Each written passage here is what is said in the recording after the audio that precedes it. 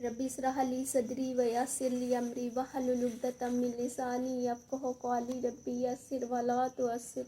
वतम्मिम bill खैर व बिका नस्तईन आमीन या इलाही आमीन। अस्सलामु अलैकुम व रहमतुल्लाहि व बरकातुहू। अल्हम्दुलिल्लाह, आप सब खैरियत से होंगे। अल्लाह हम सबको अपनी हिफ्ज़ व अमान में रखे। तो शुरू करते हैं कुरान का तर्जुमा और तफसीर। औज़ु बिल्लाहि मिनश शैतानिर रजीम, बिस्मिल्लाहिर रहमानिर रहीम। अल्लाह रब्बुल इज़्ज़त कुरान में फरमाते हैं, और उनमें कुछ अनपढ़ हैं कि जो किताब को नहीं जानते मगर ज़बानी पढ़ लेना, या कुछ अपनी मन गढ़ंत और वो निरे गुमान में हैं, तो ख़राबी है उनके लिए जो किताब अपने हाथ से लिखें फिर कह दे ये अल्लाह के पास से है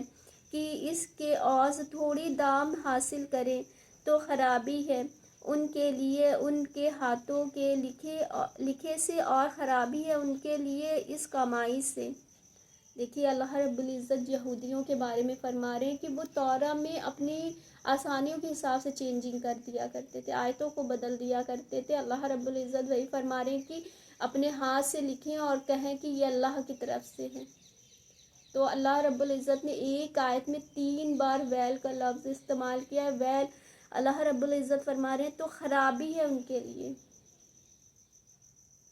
जो अपनी तरफ से, आज देखिए अपनी तरफ से लोग फतवा दे देते हैं, और अगर किसी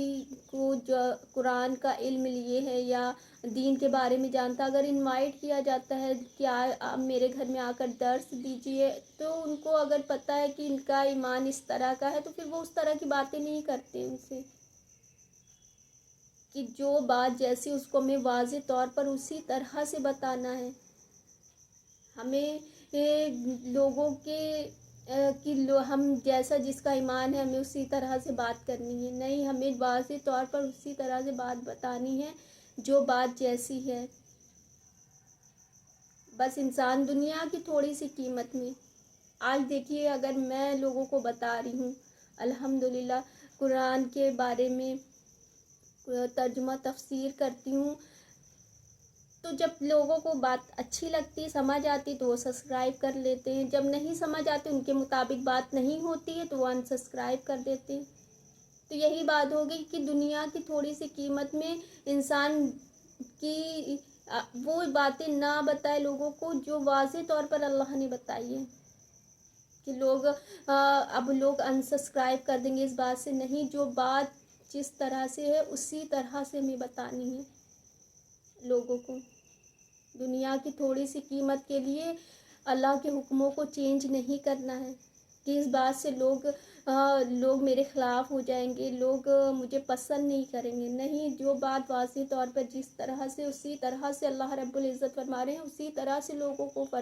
फरमाओ, बताओ। और दुनिया की दुनिया की जो थोड़ी सी कीमत है उनको फ़ायदा नहीं देगी, ख़राबी है उनके लिए। बैल का लफ्ज़ इस्तेमाल किया अल्लाह रब्बुल इज़्ज़त ने कि ख़राबी उनके लिए,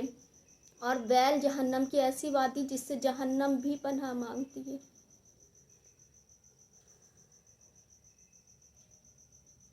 और आगे वो फरमाते हैं कि ख़राबी उनके लिए इस कमाई से। और अल्लाह रब्बुल इज़्ज़त फरमाते हैं, और बोले हमें तो आग ना छुएगी मगर गिनती के दिन। तो यहूदी कहते हैं कि हमें आग तो नहीं छुएगी, अगर छुएगी भी तो गिनती के कुछ दिन छुएगी, क्योंकि उन्हें पता है कि उनसे गलतियां हो रही हैं, उनसे वो गलत कर रहे हैं चीज़ों को, तो उन्हें लग रहा है, फिर भी वो कहते हैं कि अगर आग छुएगी भी तो गिनती के कुछ दिन छुएगी, और फिर उसके बाद हम जन्नतों में होंगे। क्योंकि वो अपने आप को इतनी फेवरेट कौम, अपने आप को खुद को इतनी अल्लाह की पसंदीदा कौम, चुनी हुई कौम मानते हैं कि, और मूसा अलैहिस्सलाम से अपनी निस्बत भी जोड़ते हैं कि आखिरत के दिन मूसा अलैहिस्सलाम अल्लाह से बात कर लेंगे हमारे लिए। तो इसमें, इस आयत में हमारे लिए भी सबक है कि अल्लाह रब्बुल इज़्ज़त ने ये चीज़ें तो ज़माने पहले गुज़र गई, आज हमें बता रहे हैं, इसलिए कि हमें जो बात है, जो जिस तरह से हमें उसी तरह से वाज़े तौर पर लोगों को बताना है। दुनिया की थोड़ी सी कीमत के लिए हमें अपनी बातों में चेंजिंग नहीं करनी है, जो अल्लाह के हुक्म है उसी तरह से लोगों को बताना है। और आगे अल्लाह रब्बुल इज़्ज़त फरमाते हैं کہ تم فرما دو کیا اللہ تم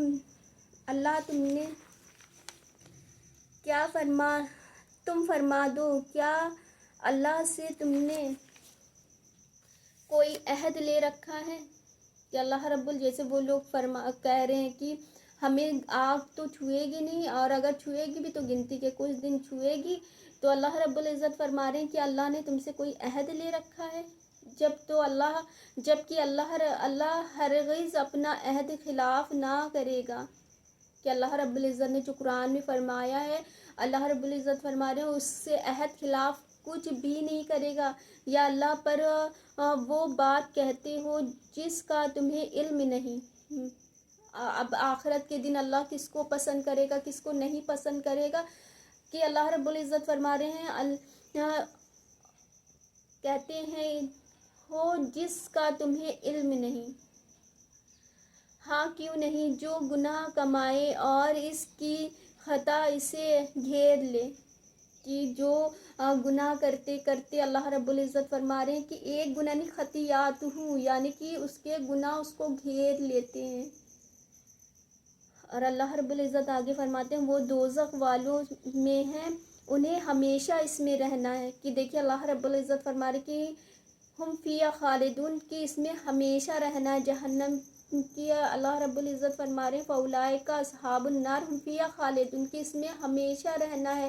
اور آگے اللہ رب العزت فرماتے ہیں کہ اور جو ایمان لائے اور اچھے کام کیے وہ جنت والے ہیں۔ دیکھیے جہاں پر جہنم کی بات ہو رہی وہاں پر بھی اللہ رب العزت فرما رہے کہ ہم فیہا خالدون، کہ اس میں وہ ہمیشہ رہیں گے جہنم میں، اور جہاں پر جنت کی بات ہو رہی وہاں پر بھی اللہ رب العزت فرماتے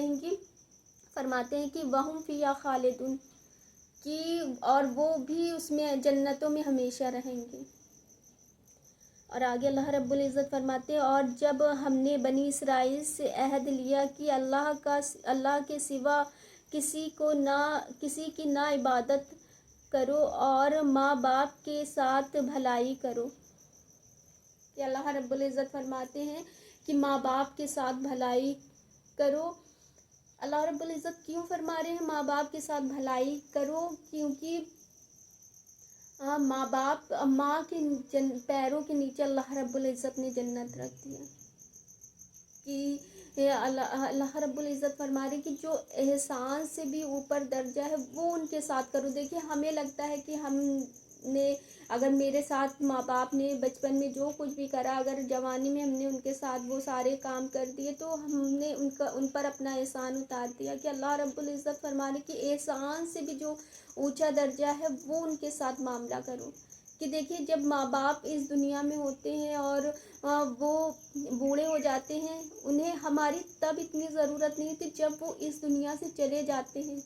تب ان کو ہماری بہت ضرورت ہوتی ہے، ہماری دعاؤں کی ضرورت ہوتی ہے،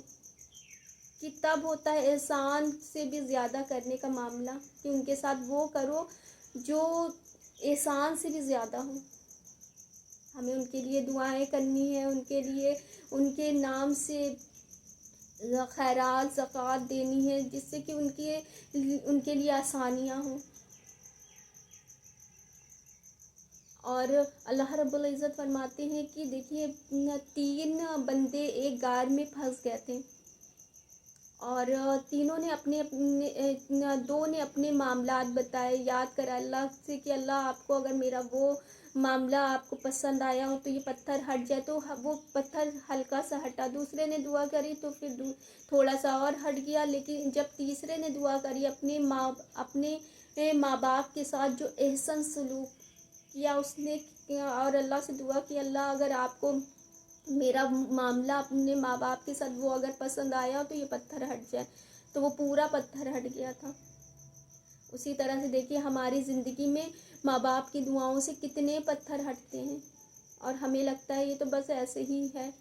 ہماری زندگی سے آسانیاں ہو گئی۔ وہ اللہ رب العزت فرما رہے ہیں کہ وہ تمہارے ماں باپ کی دعاؤں سے تمہاری لیے آسانیاں ہوتی ہیں زندگی میں۔ اکثر دیکھو جب ماں باپ اس دنیا سے چلے جاتے ہیں تو بچے کتنی مشکل میں ہوتے ہیں، تو ہمیں بس یہی لگتا ہے کہ کاش ہمارے ماں باپ ہوتے اور ہمارے لیے دعائیں کرتے تو ہماری زندگی آسان ہو جاتی۔ لیکن یہاں پر موسیٰ علیہ السلام سے اللہ رب العزت فرماتے ہیں کہ اے موسیٰ اب جو بھی دعا کرنا بہت سوچ سمجھ کر کرنا، کیونکہ اب تیری والدہ تیرے پیچھے دعا کرنے کے لیے نہیں ہے۔ اب جو بھی بات کرنا بہت سوچ سمجھ کر کرنا۔ دیکھیے نبی سے اللہ رب العزت فرما رہے ہیں کہ نبی تو معصوم ہوتے ہیں، ان سے کیا گناہ ہوتا ہے؟ کچھ نہیں، وہ تو لوگوں کے لیے خیر کا اللہ نے انہیں ذریعہ بنا کر بھیجا۔ اللہ رب العزت ان سے فرما رہے ہیں کہ اب تیری ماں نہیں، اب جو بھی کام کرنا بہت سوچ سمجھ کرنا کہ کرنا، اب تیرے پیچھے دعا کرنے والی نہیں ہے۔ اتنا اللہ رب العزت نے ماں کا درجہ رکھا ہے کہ نبی سے اللہ رب العزت فرما رہے ہیں۔ سوچے ہم تو کتنے گناہ گار بندے، تو ہمیں کس طرح سے اپنے ماں باپ کے ساتھ احسن سلوک کرنا چاہیے، جس سے کہ وہ دنیا میں جب تک رہتے ہیں تو ہمارے لیے آسانی ہو، اور جب وہ اس دنیا سے چلے جائیں تو بھی ہمارے لیے آسانی ہو کہ ہم ان کے لیے اتنا خیر بن جائیں۔ آگے اللہ رب العزت فرماتے ہیں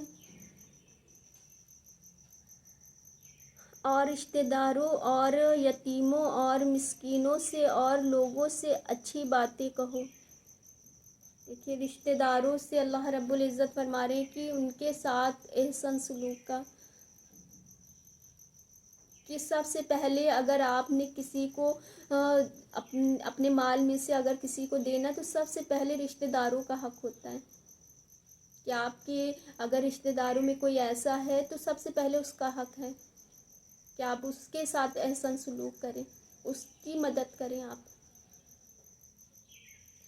اور آگے اللہ رب العزت فرماتے ہیں اور یتیموں کے ساتھ، یتیموں کا تو اتنا زیادہ معاملہ ہے کہ اگر کوئی یتیم کے سر پہ ہاتھ رکھتا ہے تو جتنے اس کے سر پہ بال ہوتے ہیں اتنی نیکیاں اسے ملتی ہیں۔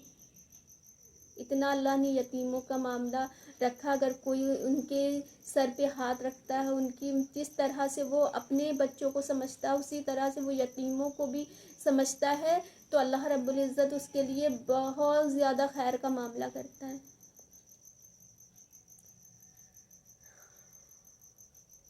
والیتیم والمسکین وقول،